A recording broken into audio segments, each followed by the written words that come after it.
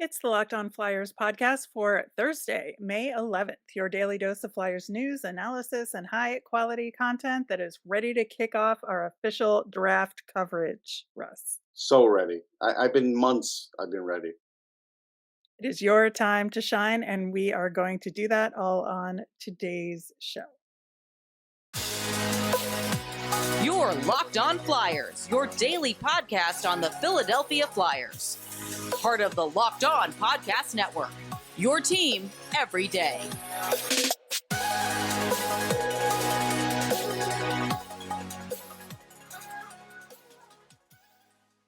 Hey there, thanks for making Locked On Flyers your first listen every day. I am Rachel Donner. You can find me on Twitter at rmiriam. I'm here as always with prospect expert Russ Cohen, who is on Twitter at Sportsology. This episode is brought to you by Gametime. Download the Gametime app, create an account, and use the code LOCKEDONNHL for $20 off your first purchase. You can subscribe or follow us for free on YouTube, which we're going to talk about. We're now on the SiriusXM app or anywhere you listen to podcasts to get the latest episode as soon as it's available here on the Locked On Podcast Network, your team every day. Russ, one bit of unfortunate news before we dig into our NHL draft kickoff coverage. Cutter Gauthier, who was on Team USA for Men's Worlds, elbowed in the head in a pre-tournament game against Germany, did not return. Yeah, it was one of those concealed elbows to the head that players have gotten very good at. Um, Kind of like, they're coming by and they just casually give you the elbow and they just keep moving and hope they don't get called for it. It's just, I mean, to me, it's the worst of the cheap shots because if nothing else, have respect for another hockey player to protect the head. If you're going to go somewhere else, slash him on the wrist, do something else, you start messing with the head. And that's where I start to get mad. Yeah, I certainly hope he's okay, but I know they've added a couple more guys to the roster since then, so it could be in lieu of Cutter Gauthier being able to skate. Um, I just I think just again, fly home, right? Because if you have a concussion, you might have to wait a couple of yeah, days to fly home if that's the. yeah. So right now we have a personal vendetta against Nico Sturm, and we'll go from there. All right, getting into our draft coverage. Now that the lottery is behind us, it's time to really dig into what the draft could look like for the Flyers. And, when we started doing draft prospect profiles earlier in the year, say around January, we did a little intro discussion about what the rankings mean that, then back in January versus closer to the draft. And so, Russ, as a prospect guy, when you're doing those first rankings back in January versus, your current or what are your final rankings, like how does your approach change? So my approach changes just with more data, more viewings, more everything. I've been to, the college regionals. There were draft eligibles in that. I've been watching 3 or 4 different events, including the under 18 worlds, which affect draft players. I'll certainly see some video from the world championships. It's not going to count as much as the under 18s, but it still counts because there's still some big names in there. And so it changes things. And like even now, the reason the 4.0 is in my final rankings is because I'm one guy, right? I'm not a whole, network of draft people, and I'm not a guy that goes and asks all the draft nicks or all of the scouts that I know what their opinion is, because then it's not mine, right? So I choose to put in the work, and sometimes I'm late with some guys, and there's still like one guy that's going to move into the first round, but I'm really unclear on where he's going to go, so I want to do extra homework. There's another guy that could move somewhere in the second or could be third round conversation, but I've got to do a little more work. So it's like, hey, so I have to do it at my pace. And that's where I'm at right now. It's kind of like all right, certain guys aren't moving. Certain guys have moved based on the last couple of tournaments. And then sometimes guys move down just because there's too many good players ahead of them. Right. It's nothing they did at all. Yeah, one of the things That's more of what happens now. Yeah, one of the things I appreciate about your process in particular is that you're not gonna put a guy in the rankings somewhere if you feel like you have not done the work to evaluate them I'll just personally. leave And them out. so, yeah, so like your rankings are gonna look different than someone else because Yeah, if you don't have firsthand observation on it, you're not gonna include them. And that doesn't mean they aren't good hockey players. It just right. means that you're not willing I just don't have to enough data. I put didn't have enough yeah. viewings. I didn't have enough anything. Yeah, and you're very clear about that when you do that, and so I think that's important when somebody's looking at your rankings versus maybe somebody else's who may, like, use consolidated opinions as part of Right. their rankings.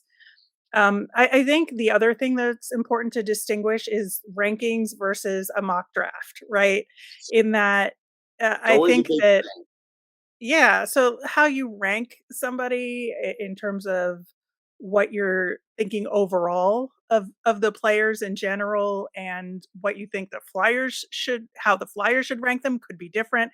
And then a mock draft is okay, well then what will this team do in this circumstance given Right. who's picked before based on their needs and stuff and that's going to look different.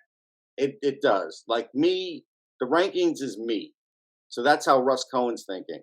Then when I'm doing the mock, I am trying to think about how that GM will be thinking and what the board may look like at the time that they step up there. Now, what's always impossible is to figure out trades. So 99.9% of the time, I don't bother. I just don't bother. And if a trade happens, it happens. And I'm still sort of looking at slotting in players in certain spots. And then if a trade happens, you just take your hit on the mock. You just don't worry about it.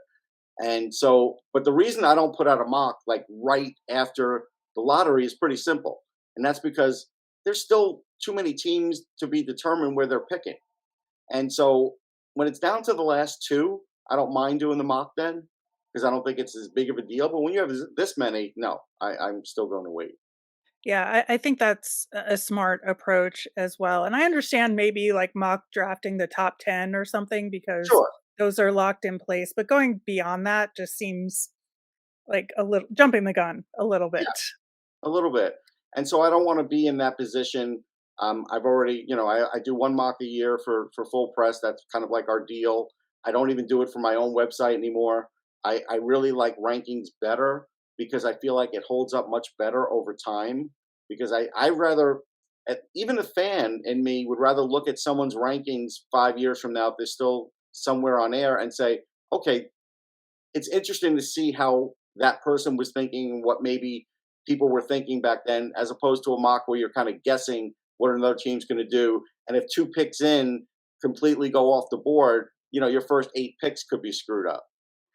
Now, in terms of how you look at ranking guys who maybe will hit in the third round, Hmm. sometimes there's less information available about these guys or less tape available on some of these guys. And given that the Flyers have two third round draft picks, it's going to be really important. So, how do you approach like ranking those guys and seeing where the Flyers might look?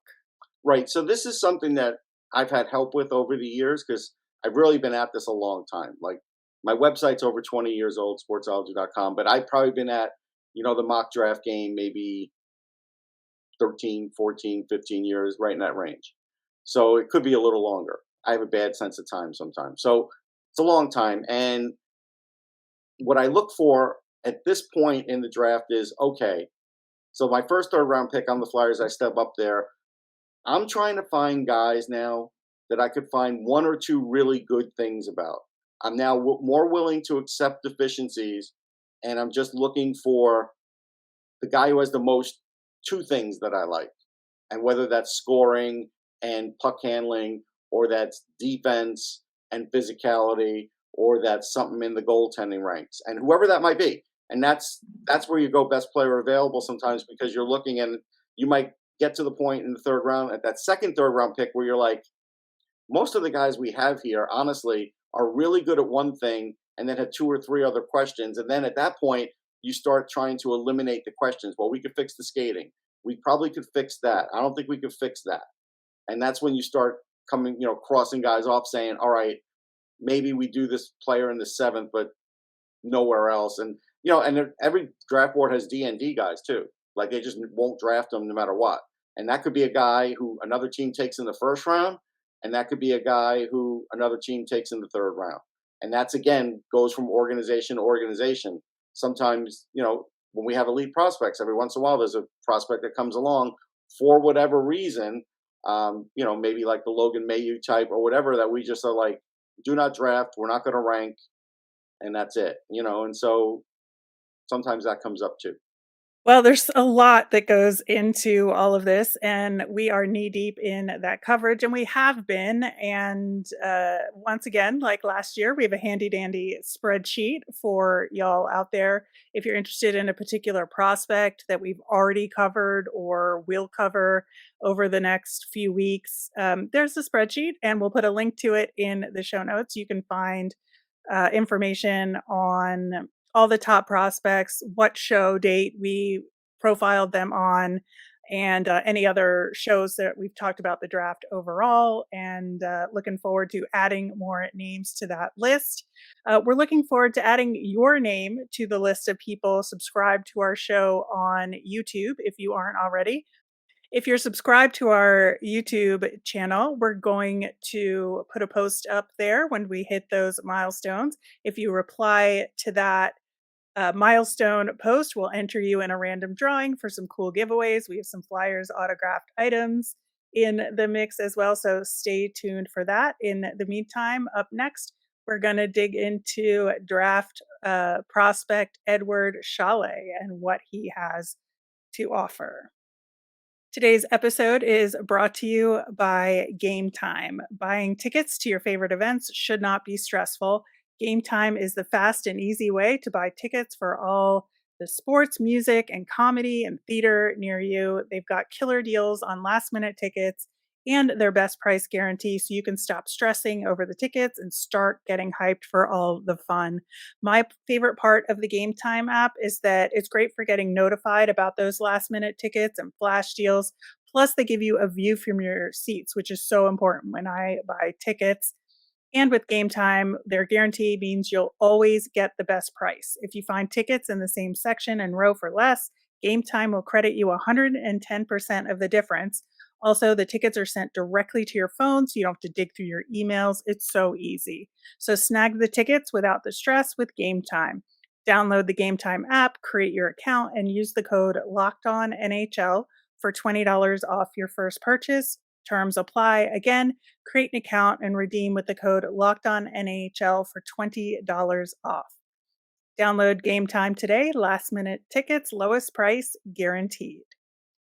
All right, on tomorrow's show, Every Dayers, we are going to check in on the Flyers executive search process, which has been heating up quite a bit in the last couple of days. Frank Saravelli reporting that the potential two finalists for the job, Eddie Olczyk and Keith Jones. So we'll see if that comes to be, but we're going to look at the latest with all that on tomorrow's show.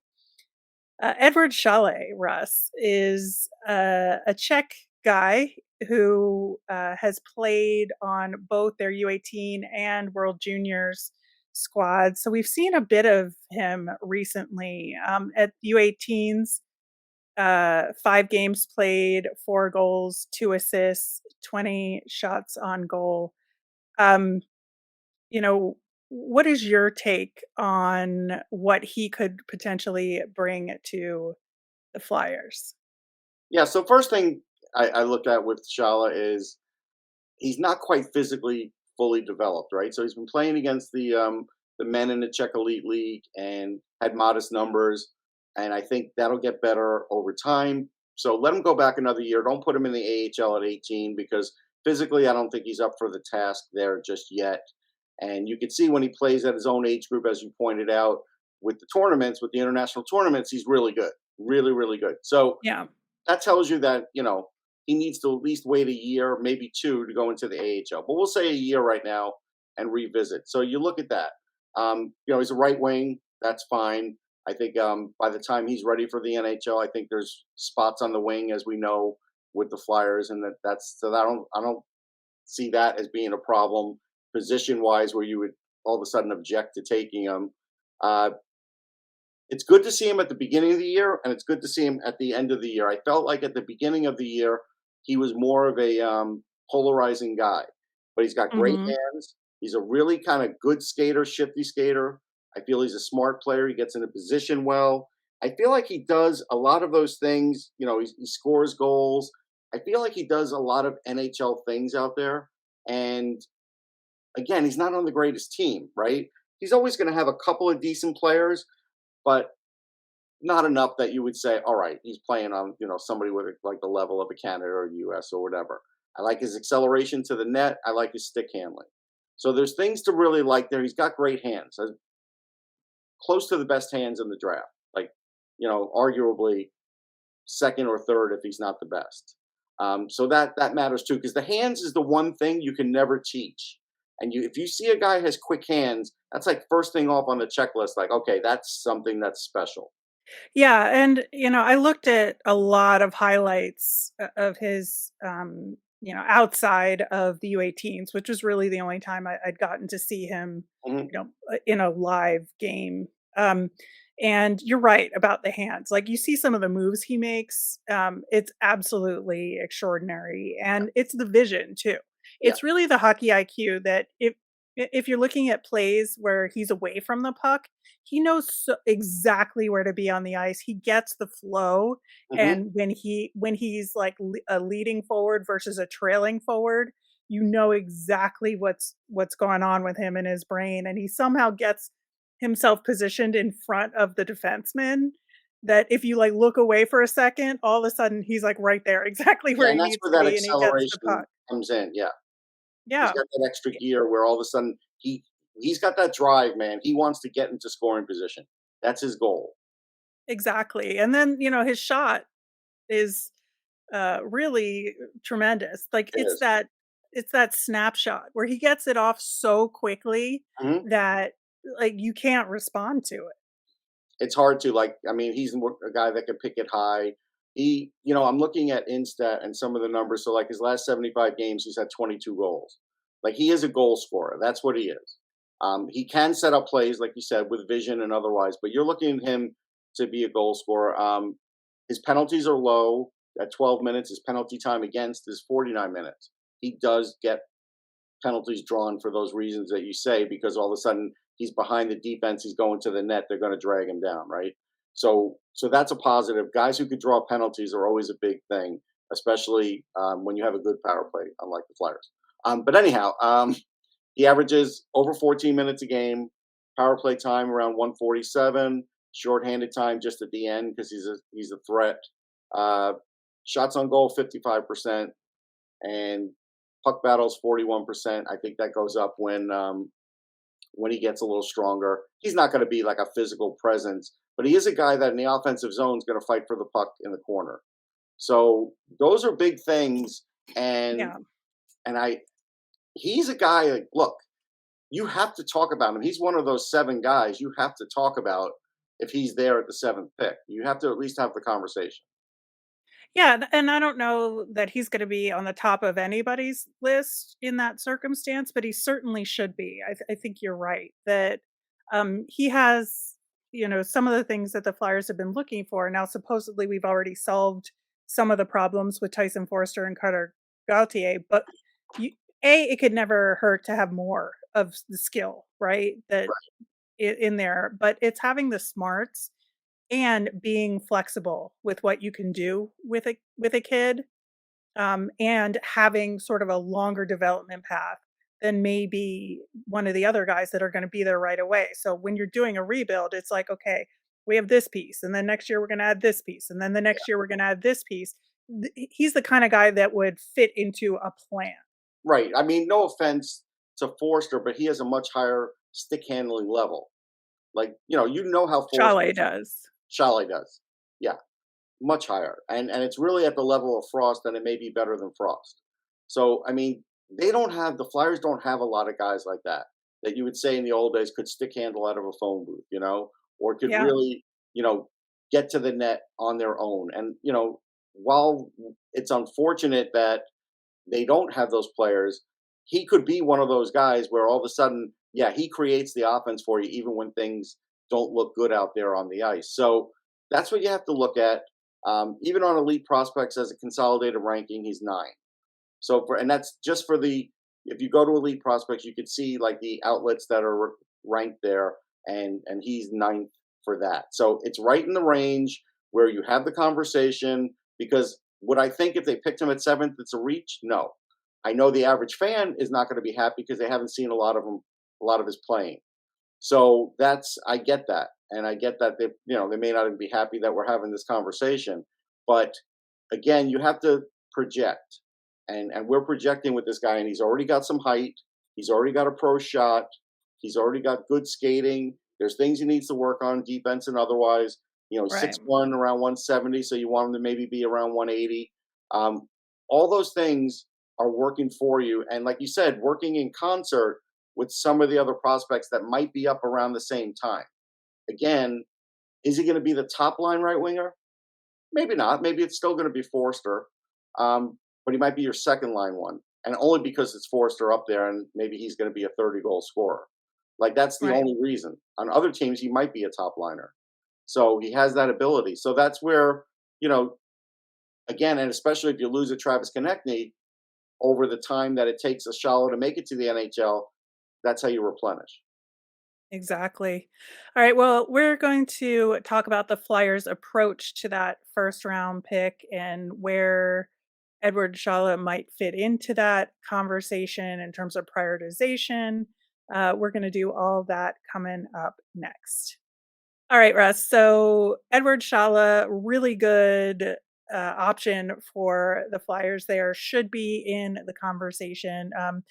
In our Flyers Fun thing, the highlights of his play, there's a link to that. Highly recommend you go take a look. It may, make you think a little bit and Right. give a second thought to who your top priorities are out there. In the meantime, there's a bunch of other guys that we are going to prioritize. And I mentioned our draft coverage spreadsheet earlier in the show. That's where, again, we have it listed when we've talked about those guys. There's some guys on there we haven't talked about in detail yet that we're going to on that spreadsheet. And a couple of those guys, have been talked about by a lot of people. We haven't really done a detailed profile on Mitchkov or Mhm. Zach Benson or Mhm. Andrew Crystal. And I think those are 3 guys that are going to be part of the conversation, right? Yeah. Yeah, they'll be in the conversation for sure, and for different reasons. Again, when you're looking at drafting at this spot, first you have to consider who might fall to you. And you Hmm. don't always use that as your fallback. I know that's the easy, I don't want to say lazy, but it's a thing that you're going to hear a lot of. And sometimes there's a reason the player's falling too, and sometimes you have to let them fall past you. You have to know who that player is and that it's okay to let them fall past you. So that's one thing.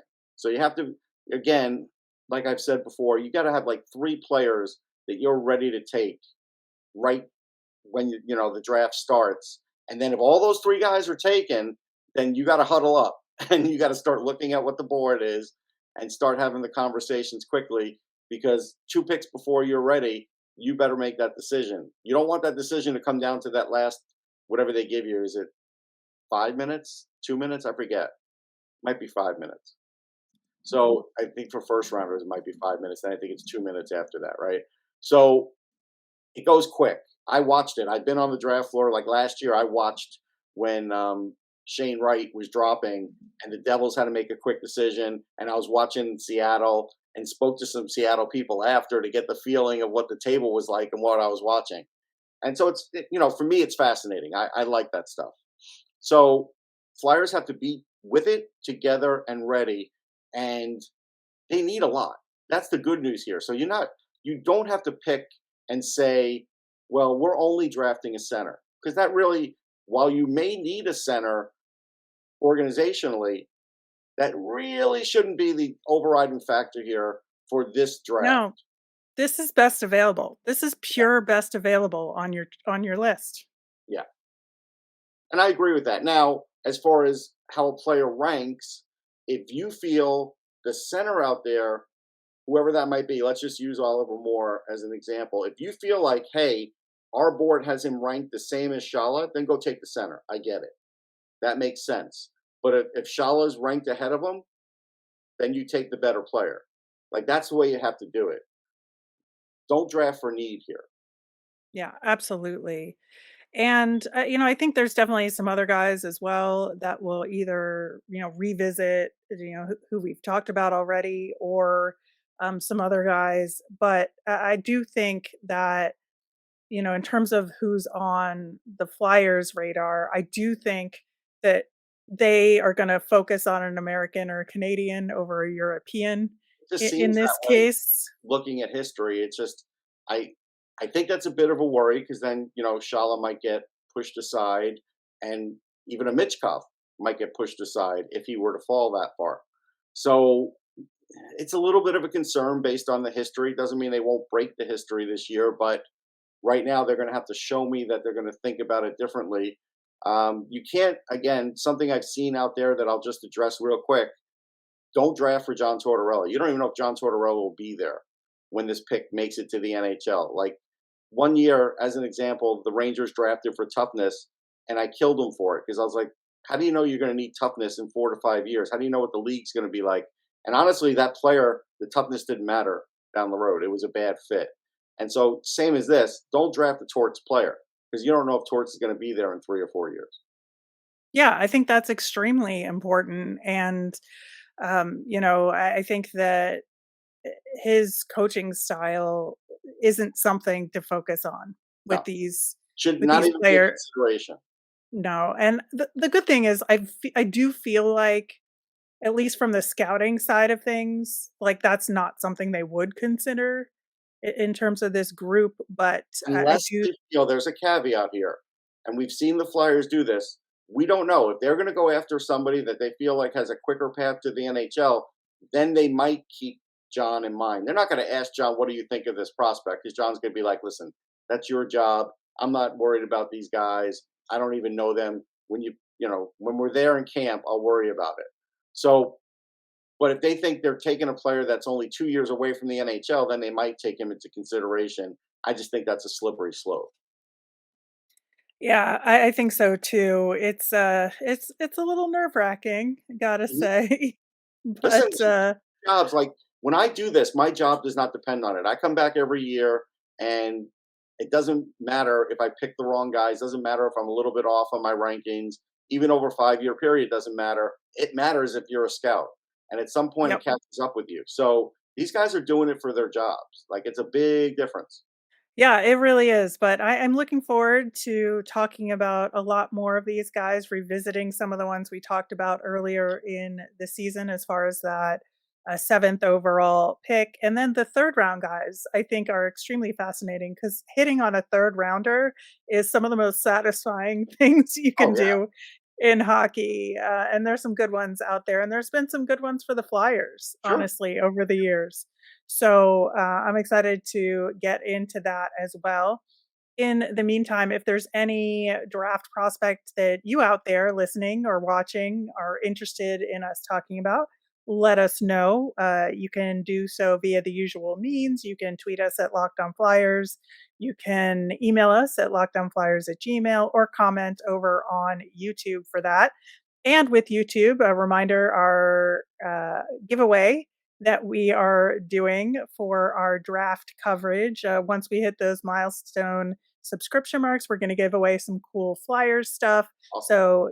So subscribe and keep a lookout for that as well. Every day is tomorrow on the show. We are going to address the executive search, rumors, or it could be an announcement by the time we record our Friday show. So stay tuned for that. And in the meantime, let's keep our fingers crossed that the Flyers do well in the draft, and we have a good management team to report on as well. I am Rachel. I'm on Twitter at rmiriam. That's RMIRIAM. I'm Russ. I'm at Sportsology, SPORTSOLOGY. Have a great day, everyone.